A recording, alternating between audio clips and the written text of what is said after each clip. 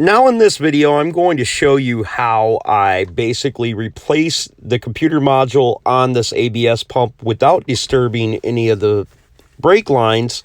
And I just went down and grabbed an ABS module at a local junkyard, and I'm going to plug it in even without the other one disconnected from the lines. The computer does not know, nor does the car know, that the lines are not hooked up until you apply brake pressure to the brake pedal.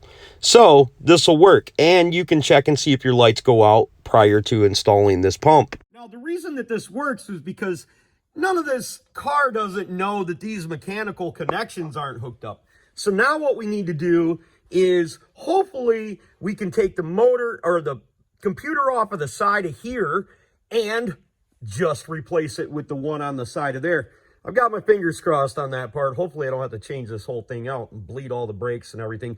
But if we do, doesn't matter, because this is a pretty cheap old unit. Got it for about 125 bucks. And I use a website that they're not paying me for. I'm just telling you guys. It's called carpart.com. It's C-A-R and then one of them slashes that go like this, like a phone number, /car/part.com. And you put in your zip code in there. They don't collect cookies or none of that stuff. And if you do end up wanting to send them an email and letting them know that I was the reason that you guys visited their site, it's great. Oh, hello, folks. My name's Clay with Clay's AC and Auto Repair and the Clay Way here in Muskegon, Michigan. And if this video is helpful, please consider subscribing, clicking the notification, sharing my videos, and give me them sweet old thumbs up.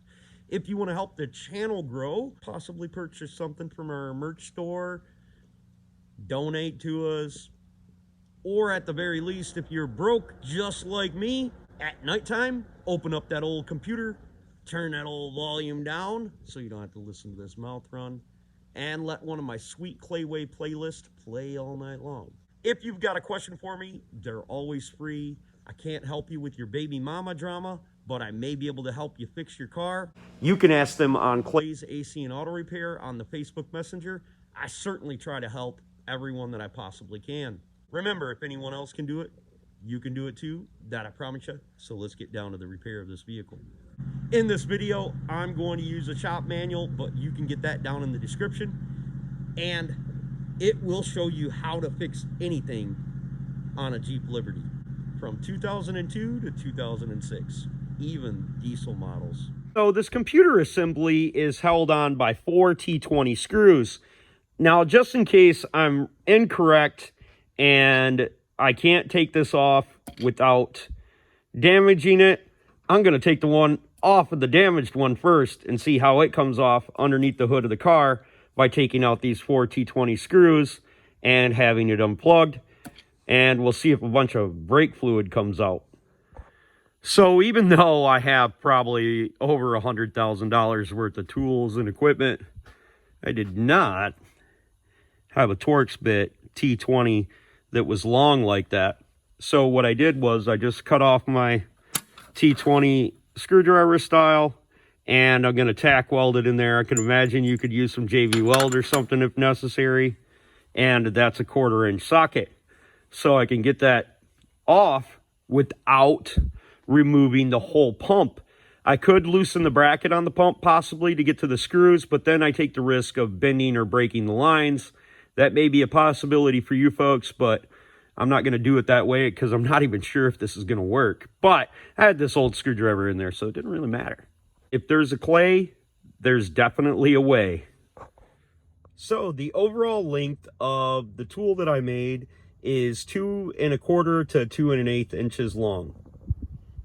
Okay, so word from the wise, if you're going to go ahead and make a tool, make sure that the end of it is not all messed up and it doesn't strip out your screws. And this actually worked just fine. This was a 1/4 inch drive socket with a T25 or T20 bit inside it. And I could have used that to begin with, but doesn't matter. It stripped out one of my holes, which leads me to another solution for another problem. Luckily, I was able to get 3 of the screws out. So then I just took a pry bar and I started prying on it. The thinking was that I had a whole nother unit if I needed it. So I started prying on it and I ended up busting one of the tabs off of it, which really didn't bother me all that bad since the screw was stripped out. So if I wiggle it, it comes right out off of these posts right here. And we can see that it has some plugs in there.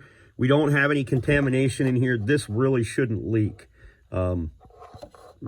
These shouldn't. I don't know if this introduced air into the system or not, but we'll find out here in a little bit. And as you can see, these are supposed to have metal grommets in them. They didn't, so I ended up breaking it away with a pry bar.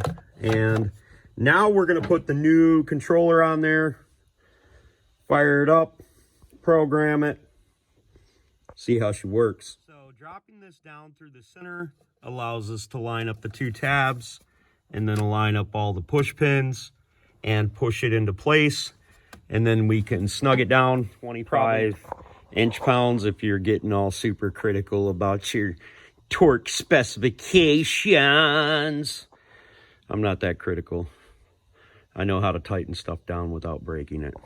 Now we plugged in our computer module and we're going to go through the scan and check everything out, reset the ECM. So even though we've replaced the control module for the ABS, per the instructions, it has to sense all 4 wheel speed sensors before it will shut off. So we're going to go in and reprogram the computer. We're going to go into ABS, brakes. We're going to go into read codes.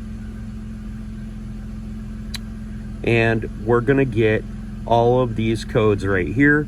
Notice what's stored. That means that we unplugged the ABS control module, but all of these are active with the exception of the left rear, which is stored, which is actually a good thing.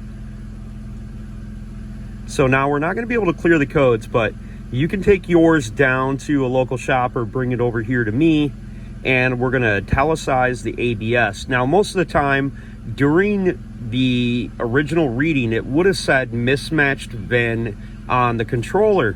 Now, in that situation, we would just do this, and then it would match the VIN to it.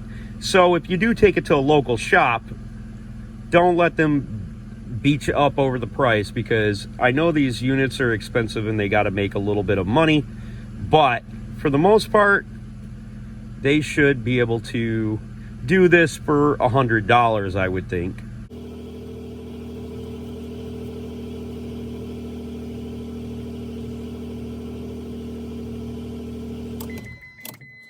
Now we're going to turn the ignition to the on position with the engine not running.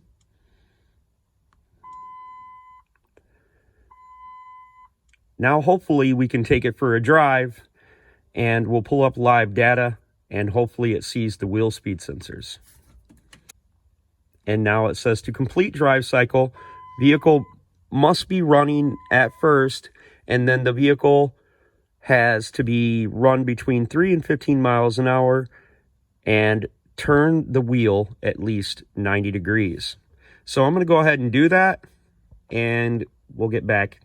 Well, we're not completely out of the woods, but we definitely fixed the problem that was in that system, because now we have wheel speed sensors from one side of the vehicle. So we definitely have a little bit more work to do. We'll definitely use the test that we had for testing the wheel speed sensors and possibly fix them. So when I have my scanner hooked up to this thing, I keep losing and getting signal from my ABS wheel speed sensors. And I noticed one problem right away. When I would move the wires, some of them would start working, some of them wouldn't. So I need to eliminate the possibility of von hackery that's been happening inside this plug connection. Somebody, if we look down close at these wires, and I don't know exactly, so many of them are pierced, but they're pierced, which even if it worked, eventually that would cause corrosion. So I decided to go down to the junkyard and get another wiring harness out of here. And one of the first things that I noticed is this black red plastic part inside there, and this one doesn't have one. So one of the things that's happening in here is when you stick this on here, if it wiggles at all, it's going to take the connection away from there because it's not full and can't stay stable inside the connector. So I'm just going to replace it. I've got one identical to it that doesn't look like it's ever been hacked all up. I took the electrical tape off of here, and I'm going to solder in a bunch of connections. This is going to take me freaking hours to do this, but hopefully when we get this done, our Jeep won't have any ABS lights on. So after looking this over, I figure out that the wiring harness is bad, and I'm going to use some of this stuff to reconnect all the wires. You can check out the video of that later. Well, after putting the wiring harness in there, I'm all set to go, and all of my lights are off. And everything's working the way it should. But we got them all We reading. don't have any lights on, and everything is reading perfectly. So good work to me. Hopefully that video was helpful, and you folks got your Jeep back on the road, got everything all fixed up on it. If it was, please consider subscribing, clicking the notifications, sharing my video, and giving me them sweet old thumbs up. If you've got a question for me, you can hit me up on Clay's AC and Auto Repair on the Facebook Messenger. I can help you your automobile, but I cannot help you with that old baby mama drama. Remember, if anyone else can do it, you can do it too. God bless and have the best of days.